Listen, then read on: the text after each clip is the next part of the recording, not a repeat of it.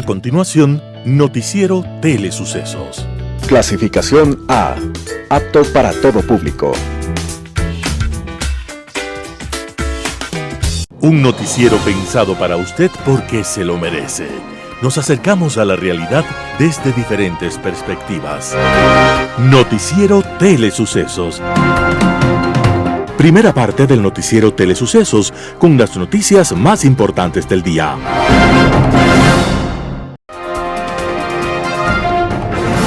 Un día como hoy. Corría el año de 1891 y el mundo conoció unas palabras que, si fueran comprendidas, podrían significar un alivio a la situación de muchos. Eran las palabras del Papa León XIII cuando pronunció la encíclica Rerum Novarum, declaración que buscaba aliviar los desequilibrios sociales. El Papa León XIII opinó sobre esa división anticristiana de la sociedad, donde los pobres poco tienen para enfrentar la vida y los que mucho poseen lo tienen todo. Y más de lo que necesitan, incluyendo el poder y los medios de producción. Esa encíclica era, de alguna forma, la resurrección de la palabra y del mensaje de Cristo, de compromiso con los pobres y los marginados de la tierra. Esa encíclica era una voz de solidaridad con los que padecen, con los que sufren cada día el desequilibrio sociopolítico del planeta y de una economía que solo consulta las cifras y no a los seres humanos. La Rerum Novarum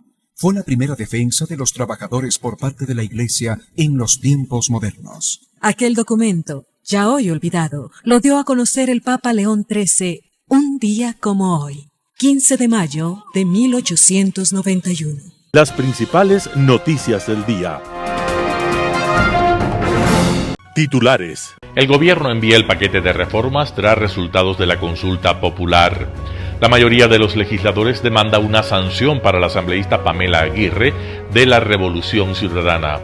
La Corte de Guayas ratifica sentencia contra Daniel Salcedo. En el segmento de opinión, el crédito del Fondo Monetario Internacional.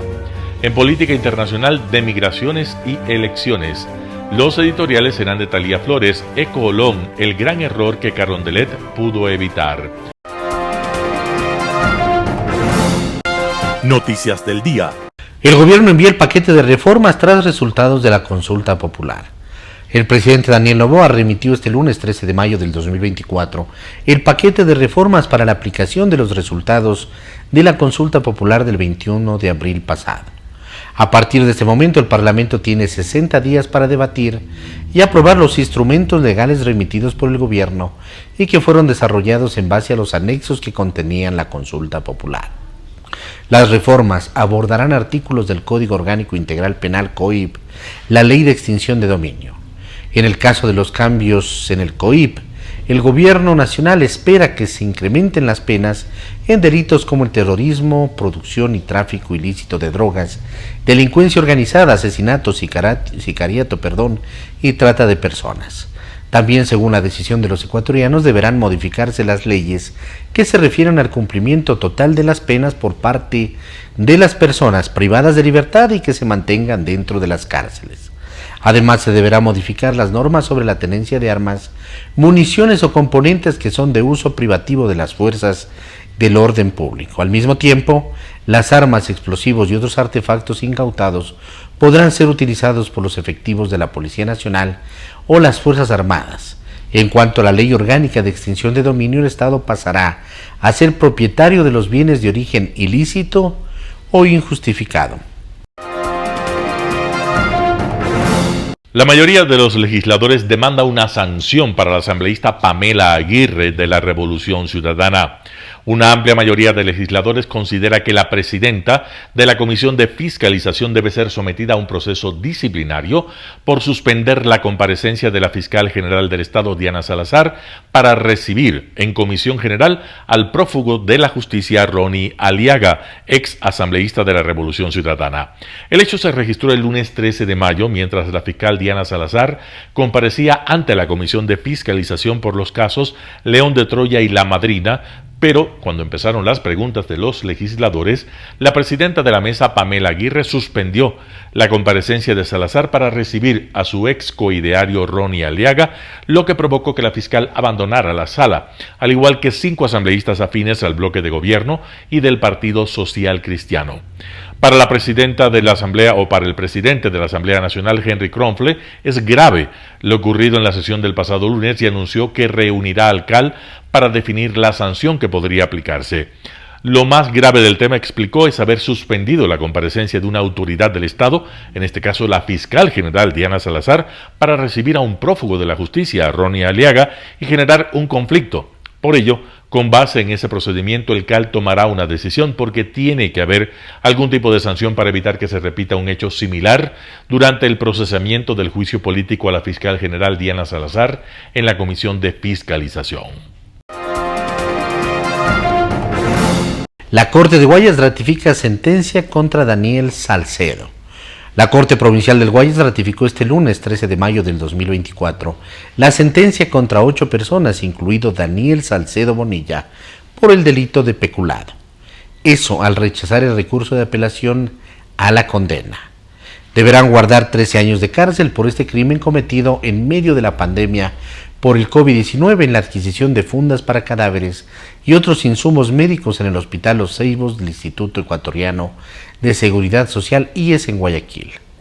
En junio del 2021, 7 personas, 3 autores directos y 4 coautores, fueron condenados a 13 años de cárcel y una en calidad de cómplice a 6 años de prisión.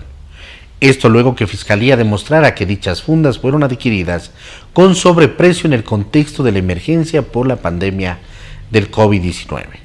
En el 2021 se detalló que se adjudicó el contrato a un precio de $148.50 por cada paquete, que supuestamente incluía 2 bolsas, cuando en el mercado su valor por unidad era de $12 aproximadamente. En su momento, la Fiscalía indicó que las pruebas evidenciaban una serie de inobservancias a la normativa de contratación pública, aprovechándose de la declaratoria del estado de excepción y de emergencia sanitaria y del confinamiento por la pandemia del COVID-19 y un injustificado incremento en los rubros de los insumos adquiridos, entre estos fundas para cadáveres. La apelación a la condena fue rechazada por los jueces de la Corte de Guayas, Martín Aguilera, Juan Paredes y Henry Morán. Daniel Salcedo permanece en la cárcel de La Roca desde el 13 de abril del 2024. También enfrenta otro proceso penal por supuesto peculado en el caso Metástasis. Entrevista del día. En Radio Sucesos estuvo Sandra Hidalgo, concejal del Distrito Metropolitano de Quito, para hablar sobre la situación del Metro de Quito. Escuchemos qué es lo que dijo. Evidentemente, eso es lo que ha dicho el señor gerente, que hay varias empresas que están dando mantenimiento a algunos de los sistemas y subsistemas del Metro de Quito. Pero contrato de mantenimiento como tal no existe, Milton. ¿Y por qué le digo esto? Porque yo desde algunas semanas atrás he solicitado a la empresa Metro de Quito que me envíe el contrato de mantenimiento preventivo y correctivo de todos los sistemas y subsistemas del Metro de Quito. Y otros documentos más que no me han hecho llegar. Entonces, si pido los contratos y no me envían los ejemplares de los contratos, eso quiere decir evidentemente que no hay contratos. ¿Qué es lo que ellos me dicen? Aquí, en este documento, que de fecha 25 de abril, ellos hacen un cuadro y ponen contrato, servicio de mantenimiento preventivo y correctivo del material rodante, vehículos auxiliares, equipos de taller de la primera línea de Metro de Quito, y al lado ponen actividades, términos de referencia, informe de necesidad, informe de justificación, estudio de mercado. Pero en ningún momento aparece la palabra contrato. No, o sea, eso no quiere decir que haya sido adjudicado, porque en ese mismo documento dice servicio de mantenimiento preventivo y correctivo de los sistemas de infraestructura, superestructura, electromecánicos y de telecomunicaciones de la primera línea del metro, revisión de términos de referencia, desarrollo del informe de necesidad, informe de directorio, estudio de mercado, proceso de aprobación, planes de mantenimiento, es decir, nada. Nada, y fíjese, Milton, más abajo ellos me hablan incluso, se ponen en conocimiento los presupuestos referenciales. o sea, una fase evidentemente precontractual. Más abajo me dicen, por ejemplo, que respecto del mantenimiento preventivo y correctivo de los sistemas de infraestructura, superestructura, etcétera, la gerencia de operaciones se encuentra elaborando el informe de necesidad y términos de referencia a 25 de abril.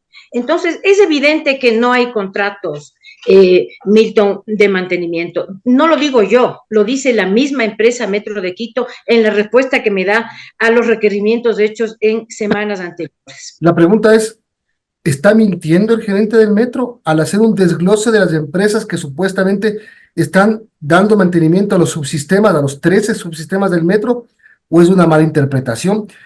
Otra pregunta es, si es que está mintiendo, ¿para qué miente si sabe que el Consejo se lo va a descubrir?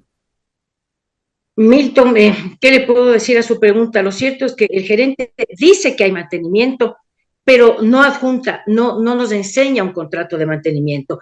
¿Se están haciendo acciones de mantenimiento? Sí, entendería que eso sí sucede, pero ¿con qué respaldo, con qué documento jurídico que respalde todas estas acciones? ¿Cómo se les va a pagar a las personas que hacen el mantenimiento? Usted sabe que el municipio no puede hacer pagos sin un respectivo respaldo jurídico. Entonces, la verdad es que ahí sí, lo único que le puedo asegurar es que no hay contratos de mantenimiento, visto. Aunque se estén realizando acciones de mantenimiento, tareas de mantenimiento, un contrato que respalde todo eso no existe, porque lo he solicitado y no me ha sido enviado. Más bien, ya vemos con usted las actividades que están haciendo, pero ninguna de ellas dice contrato. Bueno, además de esta situación de la falta de mantenimiento, de un contrato de mantenimiento del Metro de Quito y sus sistemas, también se ha señalado posibles irregularidades en la compra de suministros para la construcción del metro. El concejal Fidel Chamba apuntaba que una empresa que tercerizó la compra de hierro con un posible sobreprecio y por ello está pidiendo que se haga una fiscalización exhaustiva de todo lo que es el Metro de Quito. ¿Cómo ve esta situación también que denuncia el concejal Fidel Chamba? Bueno, el concejal Fidel Chamba está haciendo lo mismo que estoy haciendo yo respecto de otros temas, está fiscalizando. Nosotros en todo caso estaremos pendientes al resultado de esa fiscalización, estaremos pendientes a la información que vaya también solicitando y recabando el concejal Chamba para ahí ejercer nuestra labor de fiscalización, ¿no? Eso es lo que nos corresponde hacer como concejales y nosotros siempre estamos en esa línea. Ahora, todo este problema se destapa porque aparentemente lo que no se quería es informar ni contar y que pase y que pase por abajo nomás, como que no fuera importante, porque creo que es una forma de minimizar el problema, decir son problemas que se presentan en la gestión inaugural o inicial de un servicio como este, pero empieza cuando se descubre que un tren estaba parado. Cuando se descubre que el sistema no empezó a funcionar con los 18 trenes, que ahora se quiere decir que cuando en hora pico se necesitan 15 y en hora baja se necesitan 10, pero hay 18 trenes que el municipio dijo, que el alcalde dijo que empezaron a funcionar. Se busca tener finalmente este contrato de mantenimiento, más allá de que es culpa de Rodas o es culpa del otro, creo que la responsabilidad era que se inicie la operación comercial con un contrato de mantenimiento. Indudablemente que sí, Milton. A ver, empecemos por lo primero que usted decía. Es obvio, es normal que al menos en el inicio de la operación de una obra como el Metro de Quito, de un medio de transporte, ocurran incidentes, podríamos decir, ¿no? O sea, se está probando el sistema, estamos estrenando el Metro de Quito y en todos los metros del mundo, incluso los que tienen ya más años de funcionamiento, hay desperfectos, a veces se paran, eso es normal. Pero ¿por qué? ¿Cuál es el problema aquí? En primer lugar, que no se nos avisó, no se informó ni a los concejales, ni al señor alcalde, y ni siquiera le han informado al gerente del metro que había un tren parado porque se había descarrilado el 24 de noviembre. En Impacto Informativo, Fernando Benalcázar, analista en temas energéticos, habla sobre los casos de Olón y el ITT. Veamos la nota. El tema de Olón, a mí me parece que siguiendo y cumpliendo con el marco legal de la información que se ha hecho pública, obtuvo su registro ambiental en diciembre, pocos días después del inicio de este gobierno. lo cual pone en evidencia que viene este proceso, como declaró uno de los ministros, el ministro Luque, dice: yo fui contratado para hacer los estudios y demás, cuando ni siquiera sabíamos que iba a haber la muerte cruzada. Eso pone en evidencia que fue anterior al mes de mayo 17. Entonces, el punto de vista profesional está muy bien. Yo recurro a la abogada amiga, yo recurro al arquitecto amigo, yo recurro a los profesionales de mi confianza para hacer un proyecto. Pero en el plano ambiental como tal, Ya. o sea, esto Entonces, necesitaba ser socializado con la comunidad. Vamos Tiene allá. mucha experiencia. Vamos allá. De acuerdo a la información que se ha hecho pública, califica para hacer un registro ambiental. ¿Qué significa eso Ya. exactamente para que la gente entienda? Para que la gente nos entienda, cuando yo tengo un proyecto que va a tener un gran impacto, un impacto medio o gran impacto en lo ambiental, yo debo obtener una licencia ambiental. Por ejemplo, la mina La Plata, que a todo el mundo pudo tener evidencia de lo que sucedía. Esto sucedió hace 2 meses. Ellos sí necesitaban una Claro, licencia ambiental. porque toda actividad minera que va a haber, movimiento de tierras, un impacto ambiental, un impacto social medio, alto, necesita la licencia y por ende debe haber, de acuerdo a nuestra ley ahora, una consulta ambiental. Pero Entonces, esto no en Olón. Ya, en Olón, teóricamente, no, y digo teóricamente porque el coordinador zonal respectivo califica el proyecto como bajo, de impacto bajo, y por ende existe el otro nivel que es el registro ambiental, que es un proceso que se hace en línea, y en realidad, si el experto que lo hace, el consultor ambiental, puede obtenerlo en 2, 3, 4 días. Eso es verdad. La ministra dijo 2. Ya, puede pasar eso, puede pasar. Yo he sacado registros ambientales en proyectos y me ha tomado 1 semana, 2 semanas. ¿En dónde viene la controversia de una resolución de la Corte Constitucional que ha establecido que no puede haber actividades extractivas o actividades de impacto en manglares, contradiciéndose de alguna manera a la práctica de actividades económicas como las camaroneras? ¿En Olón hay manglares? De la información que pasan, sí. Hay un manglar, una sección pequeña de manglares, y por ende, esto de la Corte Constitucional es lo que genera toda esta polémica. Pero hay expertos ambientales, ex viceministros de Ambiente o subsecretarías de Ambiente, que han hecho pronunciamientos claros en los cuales sí toman en cuenta la resolución de la Corte Constitucional y ratifican que debería haberse obtenido una licencia y por ende consulta ambiental. Todo esto para responder su pregunta, toda una polémica, toda una discusión porque las cosas no están claras.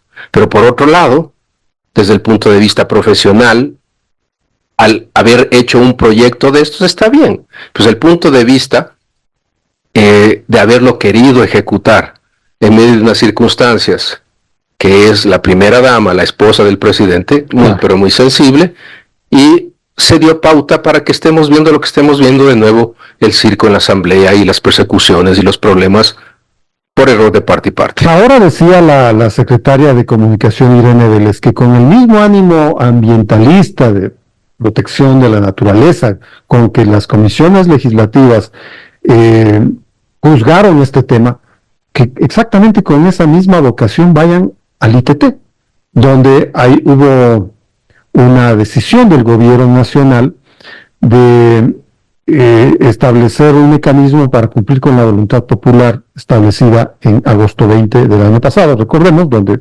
60% del país ha votado por el cierre del campo ITT. Bien valdría, pues, ¿no? O sea, ese cariño, y reitero, la vocación de los legisladores o del propio Leonidas dice que apareció pues en el tema de Olón. Extrapolando el comentario, le escuché en Teleamazonas. El señor Isa aparece a presentar una acción cautelar y presenta ante la Corte Constitucional, si no me engaño, el viernes un pedido de protección de Olón. Insisto, extrapolando eso, yo les pregunto, ¿por qué las actividades de extracción ilícita de minerales en sus propias comunidades y en donde hay un componente indígena fortísimo, como es en la provincia del Napo, como es en el suroriente del país, por qué todas estas personas no hacen ni dicen nada? Y guardando las distancias, el problema que tenemos en el ITT es una consulta popular. Claro. Y una consulta popular con la actividad de algunos individuos que son abogados o que fueron abogados y ahora son ambientalistas o que están al servicio de intereses mucho más profundos, amenazan, y tienen razón en hacerlo, que el presidente podría ser destituido, y eso es algo muy serio, si es que no se cumple con las disposiciones de la Corte Constitucional. Un panorama de noticias para su estatura intelectual.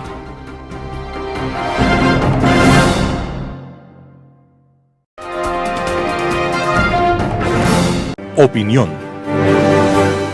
Estimados amigos y amigas, gracias por estar con nosotros en este programa de Telesucesos. Hoy nuevamente vamos a comentar sobre lo que el gobierno ecuatoriano llegó con el Fondo Monetario Internacional, porque es un tema enormemente importante y hay que comentar algunas cosas adicionales que habíamos visto la semana pasada. Es posible que a fin de este mes, o en la primera o segunda semana de junio del próximo mes, el directorio del FMI decida aprobar el informe correspondiente sobre Ecuador y apruebe la línea de crédito de 4.000 millones de dólares para financiar un programa de 4 años. Los 4 años no son un plazo de pago de la deuda, sino es el plazo que dura el programa que apoya el Fondo Monetario Internacional. El plazo para pagar es mucho mayor con tasas de interés bajas. Pero aquí, digamos, hay varios objetivos que todavía en forma muy específica no se conocen, porque una vez que apruebe el FMI, se asume que el gobierno ecuatoriano dará a conocer el contenido del programa, las acciones de política pública que debe tomar el gobierno para llevar a cabo las metas y objetivos que se propone el programa financiado por el MFI. Pero independientemente de eso, como decíamos la semana pasada, hay ciertos objetivos y voy a mencionar los dos más importantes. Primero, la sostenibilidad fiscal. ¿Eso qué implica? Implica poner orden en las finanzas públicas del Ecuador, consolidar la situación fiscal, porque los problemas fiscales son sumamente complicados y complejos. Hay que reducir el déficit fiscal en el programa en 4 años y es posible que se haya negociado que en 3, 4 años el déficit será 0. Pero ¿qué pasa con este primer problema? Primero, si las cifras del gobierno y las estimaciones del gobierno en materia del presupuesto general del Estado asumamos que sean correctas, el gobierno estima que el déficit será 4.500 millones de dólares este año. Hay algunas personas economistas que creen que será mayor, pero supongamos los 4.500 millones. Aparte de eso, hay 4.500 millones que el gobierno tiene que pagar de deudas atrasadas a municipios, consejos provinciales, etcétera, etcétera. Eso ya lleva 9.000 millones de unidades de financiamiento.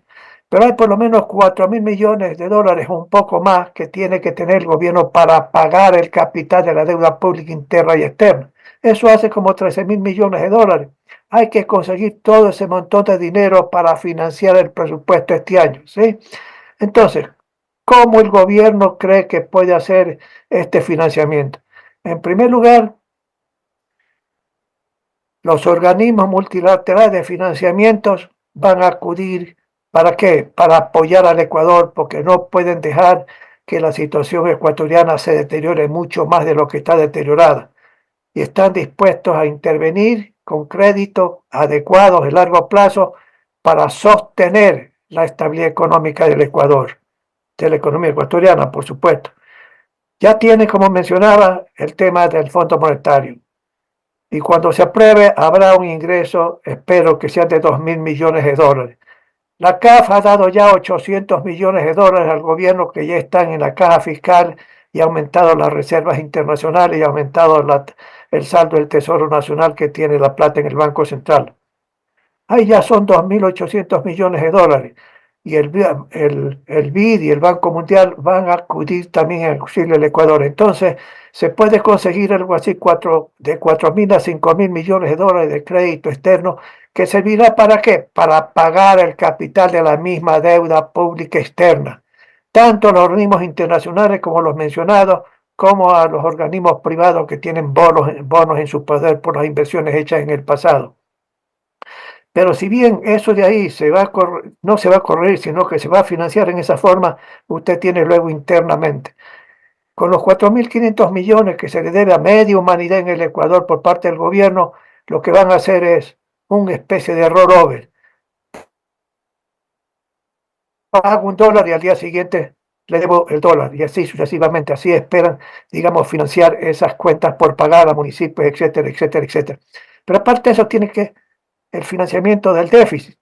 Entonces, ¿cómo a financiar? Porque se supone que va a haber un aumento de recaudaciones tributarias por la creación de nuevos impuestos, y eso no le va a dar pues una cantidad enorme, ¿sí? Entonces, digamos, ahí lo que va a acontecer es ver algunas fuentes de financiamiento adicionales, cómo corregir una serie de factores estructurales que están en el presupuesto del Estado. Y aquí viene algo concreto que lo hemos dicho, pero tenemos que volverlo a repetir y que con toda seguridad estarán detallados en el programa, que lo vamos a conocer el mes que viene. Primero, hay que aumentar los ingresos. ¿Cómo aumentan los ingresos? Primero, usted tiene petróleo, que está entrando poco plata de exportaciones petroleras al presupuesto del Estado, muy poca plata. Hay que aumentar la producción petrolera y hay que utilizar pues las alianzas público-privadas para ese propósito, pero hay que meter más inversión para aumentar la producción petrolera, las exportaciones petroleras y los ingresos del gobierno, que no es una cuestión de un mes, 2 meses, 3 meses, sino mucho mayor, pero hay que hacerlo. En segundo lugar, hay que eliminar el subsidio a los combustibles, amigos. El presidente ha dicho que no quiere saber nada con el precio del combustible, del diésel ni del gas. Pues error presidencial, error del presidencial. Y el Frente Económico del gobierno debe convencer a su presidente que hay que desmantelar ese subsidio. La focalización no va a funcionar en mi juicio particular o se va a corromper el día de mañana. Pero eso va a implicar problemas políticos, es posible. Otros gobiernos en el pasado lo han hecho, han tomado las decisiones responsablemente y manejaron el asunto político adecuadamente. Pues este gobierno también tiene que hacer lo mismo. Entonces, si eso es así, sencillamente van a haber más ingresos eliminando, o si el gobierno dice, insiste en focalizando, bueno, va a haber más ingresos porque se va a reducir este subsidio de los combustibles. Pero en la parte de gastos, hay mucho deterioro, hay malas inversiones, hay ineficiencia, desperdicio, pero aparte de eso, sencillamente lo que hay es exceso de personal. Hay que eliminar los contratos a prueba o los contratos ocasionales. Hay demasiados empleados públicos en el Ecuador. El gasto público en el Ecuador está en 40% del Producto Interno Bruto, que si uno compara con América Latina, es uno de los países que está gastando más como gobierno. Y eso significa que por cada dólar de valor agregado de Producto Interno Bruto que se crea 40 centavos que tiene el Estado. Hay que reducir eso, mis amigos. Y ahí hay que reducir, no en inversión pública, que casi ya no hay inversión pública en el Ecuador, el gasto corriente, el gasto permanente. Y ahí empleados públicos que están de más, están en exceso. Como varias veces yo he dicho en el país, hay un exceso de burócratas más importante que lo que es la liquidez. Señores, si hay forma de reducir el gasto corriente del Estado, pero hay que tener la voluntad política para hacerlo y corregir los problemas estructurales que tiene las finanzas públicas en el Ecuador. Y eso tiene que estar en el convenio. Y el segundo punto es la reforma de la seguridad social que hablaremos la próxima semana. Gracias, amigos. Nos veremos la próxima semana con el tema del Seguro Social ecuatoriano. Gracias. Global Hoy con Alan Carney. De migraciones y elecciones. Este año 2024, como lo hemos ya comentado, es uno de múltiples elecciones a lo largo del mundo.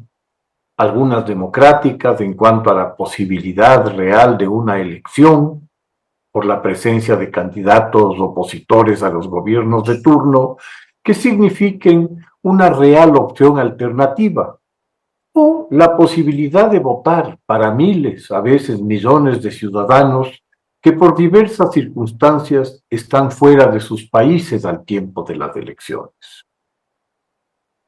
Además del impacto interno que la migración representa en sus países de origen, también es importante en los de destino, pues tiende a convertirse en un tema político y politizado de primera magnitud en esos países destino de la migración. En este año, en el que se van a celebrar en la Unión Europea elecciones para el Parlamento Europeo y en Estados Unidos presidenciales y también de parcial renovación del Senado y Congreso, el tema migratorio se ha vuelto factor central de campaña en vista de los nacionalismos y aislacionismos que están en auge a ambos lados del Atlántico. Sin ir muy lejos, en las pasadas elecciones en Panamá, la campaña del victorioso candidato y presidente electo, el señor Mulino, escogió las tensiones que la migración ha provocado en el país a raíz de la apertura del tapón del Darién por los traficantes de personas como otra ruta alternativa para pasar de América del Sur hacia Centroamérica y México y acceder finalmente a Estados Unidos. Pese a que esos migrantes no van a Panamá para quedarse, sino siguen viaje hacia el norte, su tránsito ante el volumen alcanzado, superior al 500.000 en el año 2023, en un país tan pequeño como Panamá, ha provocado que la percepción de seguridad se deteriore ante la llegada de 40.000 personas con muy escasos recursos para subsistir cada mes.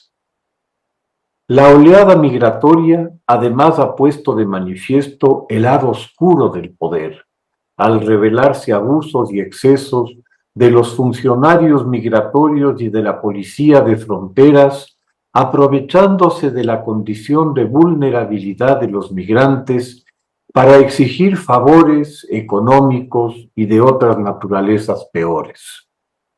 El hoy presidente Mulino, en su campaña, ofreció detener el flujo migratorio con acciones policiales de captura y deportación a sus países de origen a los que ingresen a Panamá ilegalmente.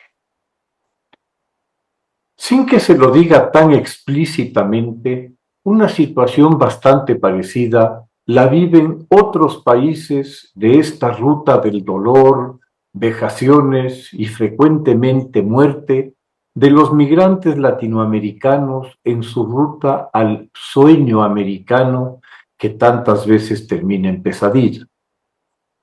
Otros países, en cambio, como Nicaragua, y más precisamente los actuales dueños de la hacienda en que se ha transformado a la tierra de Rubén Darío, los hijos y nietos putativos de Somoza, la pareja Ortega y Murillo Inc., más hijos, agnados y cognados, han visto con muy capitalista y oportunista criterio la posibilidad de generar una importante fuente de ingresos ilícitos al abrir su territorio a personas provenientes de los más inverosímiles orígenes, desde África al Extremo Oriente, como trampolín para que desde Nicaragua salgan rumbo norte hacia México primero y de allí a Estados Unidos.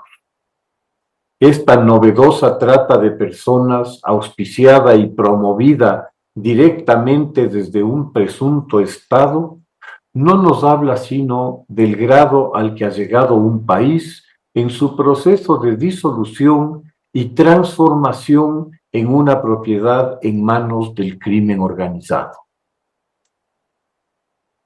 Al final de este amargo camino emprendido por millones de latinoamericanos, están unos Estados Unidos cuyas elecciones han puesto el foco, una vez más, en la migración como el tema central de la campaña.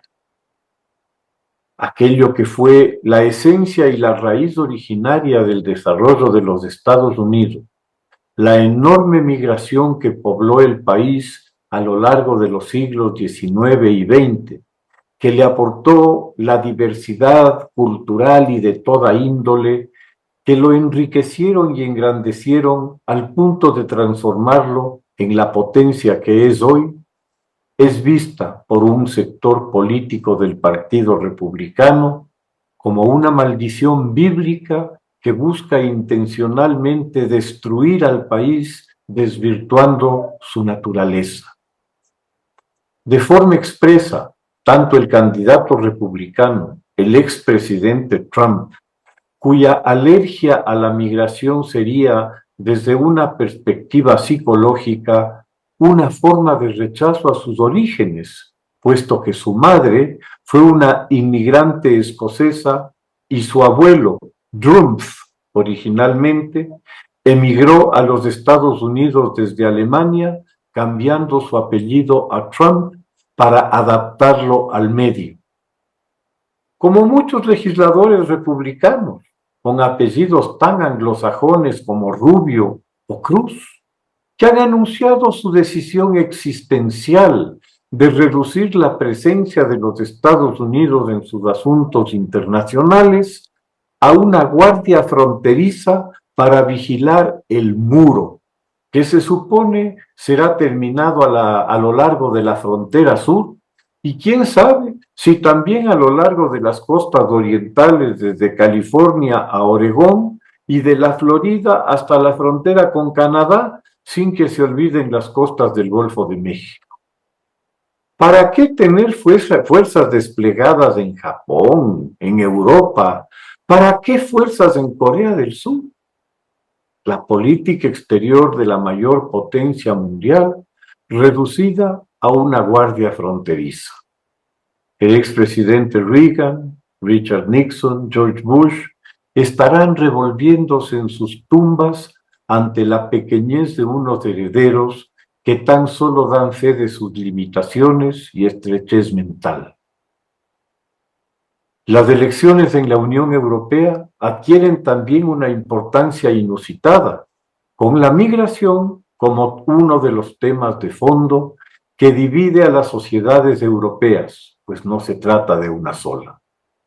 En varias elecciones recientes, en Suecia, en Italia, en los Países Bajos o en Hungría, los partidos antimigratorios se han alzado con claras victorias, creciendo mucho también en Francia, en Austria, inclusive en Alemania, a pesar de que en esta existe una dura legislación en contra de discursos de odio. Hasta hace unos meses el gobierno polaco estuvo a cargo de una coalición extremista. Estas realidades se van a dilucidar en la elección del Parlamento Europeo el próximo 6 de junio, que podría determinar una composición radicalmente distinta del mismo de acuerdo a la tendencia observada.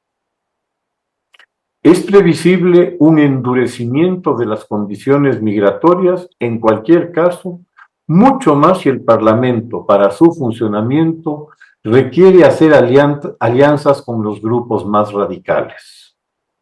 Tanto la primera ministra italiana, Giorgia Meloni, como Marine Le Pen, la líder de la derecha francesa, están planteando las elecciones parlamentarias de la Unión Europea casi como un referéndum acerca de la migración para situar de cualquier forma el tema como central a cualquier acuerdo en el futuro Parlamento.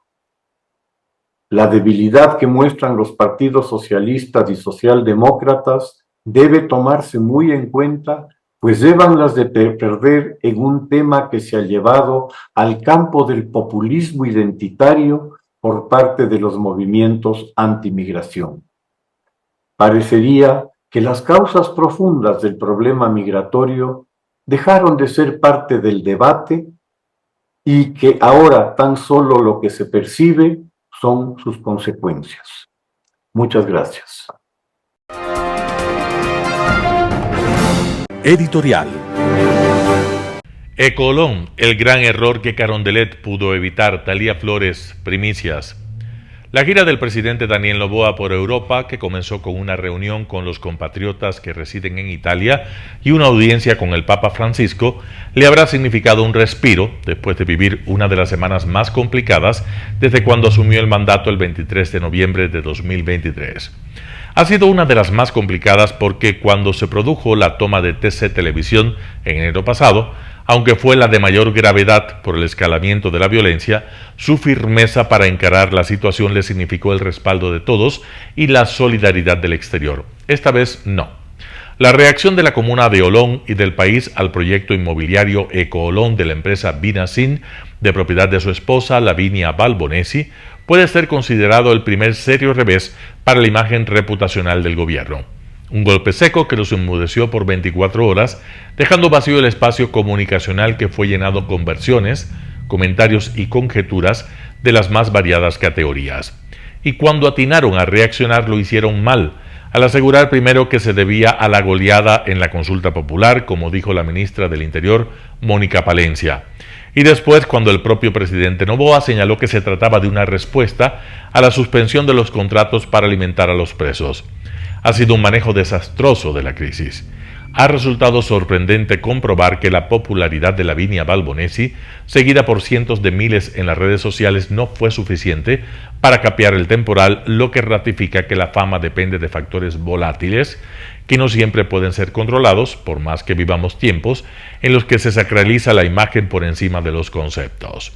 Olón tendría que servir para que Noboa dé un giro copernicano al manejo de su gobierno, ubicando uno a uno a quienes en su entorno no solo que se abstienen de contradecirlo, sino que callan ante un flagrante yerro, lo que resulta indeseable para un presidente porque bien pudieron evitar una crisis de credibilidad como la que atraviesa. Que nadie le alertara de lo que implica usar el aparato del Estado para obras privadas mientras se ostenta el poder político es escandaloso. La historia del Ecuador está plagada de personajes a los que la cercanía al poder político les ha provocado una suerte de enajenación que los ha llevado a perder la capacidad de discernimiento. En esas condiciones, lo único que parece importarles es permanecer en el cargo, aunque deban reducir a la condición de cortesano su propia condición. Es el peor de los mundos para un gobernante que no contará con criterios y argumentos distintos y valederos. Él se acostumbrará a escuchar su propio eco, replicado en las redes sociales y en las palabras de quienes lo rodean. Claro que no se puede descartar la posibilidad de que sea el propio mandatario quien desoiga las opiniones diferentes a las suyas, pero de ser este el caso, no es sabido de nadie de su entorno que haya renunciado por desacuerdos. Por eso, en el caso Olón, todo el círculo presidencial es responsable de lo sucedido. Que en Carondelet nadie advirtiera que un proyecto inmobiliario que en la cronología de los hechos, desde cuando fue concebido, involucraba a varios miembros del gabinete, aunque su actuación fuera anterior, provocaría serias reacciones, evidencia ausencia de conocimiento mínimo de la política, el decoro y la realidad del país. Apenas una pizca de suspicacia de alguien cercano habría sido suficiente para persuadir del error garrafal que implicaba pretender construir un proyecto inmobiliario privado en una zona de frágil ecosistema por los manglares allí existentes, con los cuales la comuna del área se siente identificada.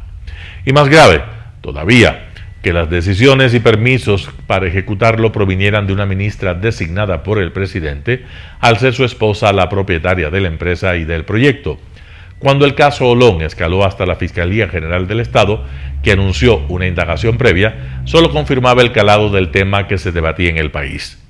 Para quienes pretendieron minimizar el caso por cercanía, amistad o lo que fuere, que la empresa Vinacin S.A., que se dice planeaba contratar a 2.783 personas de la localidad para la obra, hayan decidido interrumpir las labores del proyecto, así como la euforia de la comuna de Olón, que lo asume como una victoria, dan perfecta cuenta de lo que estaba en juego. Tras el desenlace, 36 organizaciones vinculadas a la defensa de los derechos humanos, los derechos de los animales, la naturaleza, los pueblos y nacionalidades, han exigido la renuncia de la ministra Sade Fritzsche, con lo cual se reafirma la desconexión del poder con la realidad, porque ella debió haberse ido antes. Al referirse al ejercicio del poder, comentan que Winston Churchill solía decir que los peores enemigos son los compañeros de partido. Parafraseando al líder británico, el presidente Noboa bien podría decir que los peores enemigos han estado en Carondelet. Talia Flores, Primicias. Noticias internacionales. Microsoft invertirá 4.000 millones de euros en proyectos de inteligencia artificial en Francia. Microsoft invertirá 4.000 millones de euros en proyectos de inteligencia artificial en Francia. Se trata de la mayor inversión de la empresa en el país galo. El presupuesto se utilizará para construir lo que Microsoft llamó un centro de datos e inteligencia artificial líder en el mundo, así como infraestructura en la nube. Macron aseguró que la inversión de la empresa estadounidense es crucial para que Europa siga siendo competitiva en la batalla por la inteligencia artificial. C'est une étape fondamentale, mais nous venons d'en parler, ça n'est qu'une étape. Parce qu'avec vous, moi, je regarde la suite. On rentre dans un monde totalement différent, où la compétition va être féroce. Et cette compétition, elle ne se gagne que si on a des partenaires de confiance. Et vous faites partie de ces derniers. Microsoft también llevará hasta 25.000 unidades de procesamiento gráfico avanzado a Francia hasta finales del año que viene. Lanzará una iniciativa de cursos masivos en inteligencia artificial que tienen como objetivo formar a 1 millón de franceses.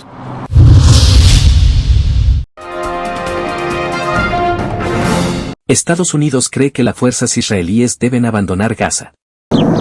Desde tierra y aire, la ofensiva de Israel contra Hamas se extiende por toda Gaza.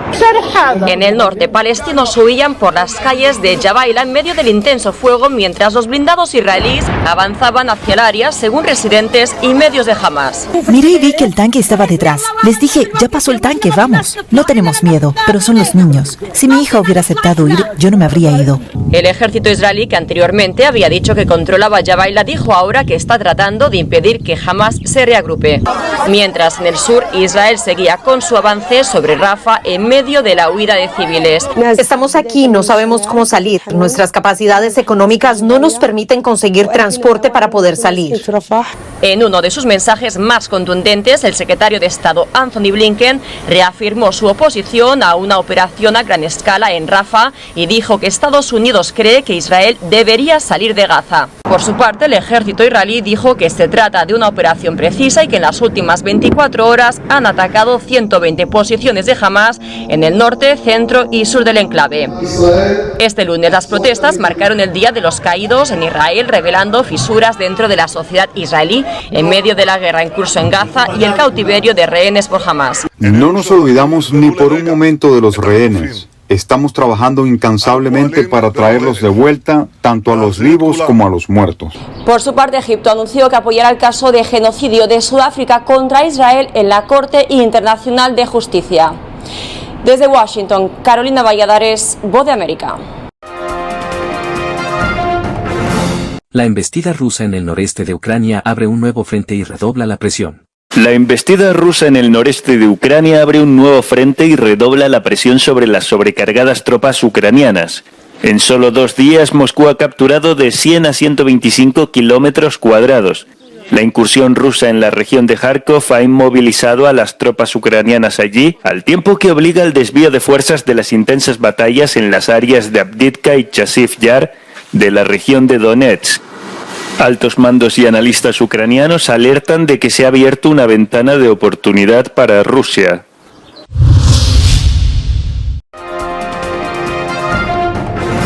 Las movilizaciones en apoyo a los palestinos recorren las universidades de Países Bajos.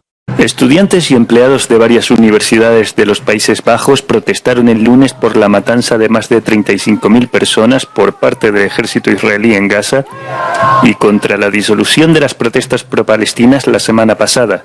En la capital, los manifestantes entraron al edificio de la Universidad de Ámsterdam, instalaron tiendas de campaña y construyeron barricadas con muebles de oficina. La institución solicitó la intervención policial y las autoridades desplegaron agentes antidisturbios para disolver la protesta en el campus.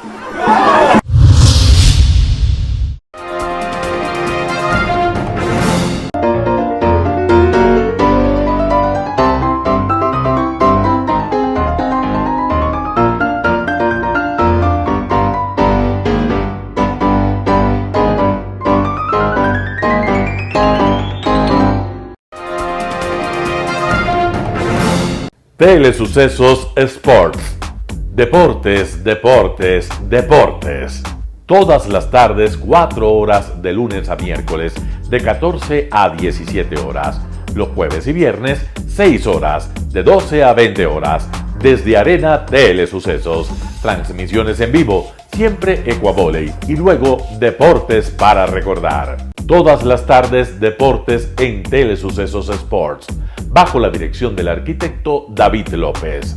La visión objetiva de quien vive el deporte. Sucesos deportivos, visión de un equipo de opinión joven de comunicadores. Telesucesos, llegamos con nuestra señal a los sectores populares de nuestra ciudad. Quienes no tienen televisión por suscripción atenderán nuestra señal sin costo en Canal 29 UHF Telesucesos. Siempre ecuatorianos, resaltamos nuestra identidad. El básquet, esgrima, tenis de mesa, taekwondo, box y muchos deportes más en Telesucesos Sport, sin costo desde la comodidad de su hogar en Telesucesos Canal 29. Arena Telesucesos es una importante y funcional edificación cubierta dispuesta para la práctica y desarrollo de eventos del Ecuavóley. La transmisión de Telesucesos se podrá sintonizar además a través de Claro TV Canal 43, TV Cable Canal 73 y en redes sociales Facebook Live Telesucesos Quito y YouTube Telesucesos HD. Si deseas asistir a los encuentros en vivo de Ecuavóley, comunícate con nosotros a los números de teléfono 2021-224 o al 0989-973-725. Ven con tu familia y amigos a vivir la emoción del Ecuavóley. Emoción sin límites los días jueves y viernes desde la comodidad de su hogar. Resaltamos nuestra identidad como ecuatorianos iniciando transmisiones en Telesucesos del Ecuavóley, que representa, luego del fútbol, el deporte más popular de nuestro país y el que practican los ecuatorianos residentes en muchos países del mundo. Nuestra señal será transmitida en directo por televisión abierta en la ciudad de Quito y a través de las redes sociales a todo el país, así que llegará a Estados Unidos, España e Italia, creando a través del Ecuavóley un nexo fraterno entre ecuatorianos y entre los inmigrantes de nuestro país. Anuncie en Telesucesos Sport y llegue con nosotros a lo más importante del deporte popular. Telesucesos, con sus transmisiones, jerarquizará esta práctica deportiva, convocando importantes competencias de Ecuavóley dentro y fuera del Ecuador. Llegando con deportes no atendidos por los medios de comunicación que han concentrado su acción en el fútbol. El tenis, box, golf, racquetball llegarán a su pantalla de televisión en tiempo real a través de Canal 29 UHF, competencias que podrán ser atendidas a través de Facebook, YouTube y vivir los encuentros deportivos en directo y en tiempo real. Esté atento a nuestros horarios especiales de transmisión los fines de semana y feriados. Usted y su familia disfrutarán desde la comodidad de su hogar de las emociones del Ecuavóley, deporte tan nuestro. Somos inéditos y para ello disponemos de un escenario cubierto propio, Arena Telesucesos, desde donde transmitimos nuestros encuentros masculinos y femeninos de este deporte. Simple y gratuito. Llama a nuestros números de contacto 2021-224 o al 0989-973-725 y regístrate como invitado especial para nuestros eventos en vivo. Arena Telesucesos, el escenario cubierto para la práctica del deporte 100% ecuatoriano, el Ecuavóley. Telesucesos es un canal de televisión que incorpora a su programación manifestaciones culturales y deportivas que marcan la identidad de nuestro país. Consideramos que el Ecuavóley es una manifestación deportiva compartida de nacimiento popular y nombre propio ecuatoriano. Arena Telesucesos, funcional espacio cubierto para la práctica y desarrollo del deporte. Arena Telesucesos, el escenario para campeones. Arena Telesucesos atiende deportes de su preferencia: básquetbol, tenis de mesa, esgrima, taekwondo, fútbol sala, box, halterofilia. ¿Cómo llegar? Nuestras instalaciones se encuentran en el norte de la ciudad, en un sector de gran crecimiento y desarrollo urbano al que se accede a través de la vía E35, más conocida como la Avenida Panamericana Norte. Desde el centro comercial El Portal, a 2 kilómetros a la derecha, se encuentra la calle García Moreno, antiguo camino a Llano Grande, una arteria en la que se desarrollan dinámicos comercios. Junto al centro comercial Ciudad Alegría, a 100 metros, hemos llegado a nuestras instalaciones, Arena Telesucesos, la cancha del Ecuavoley. Por fin tiene usted un espacio de difusión de su deporte preferido. Telesucesos, el canal de televisión siempre inédito. El noticiero Telesucesos es retransmitido de lunes a viernes a las 7 horas por Radio Planeta Sur 106.1 FM de la ciudad de Loja. Noticiero Telesucesos.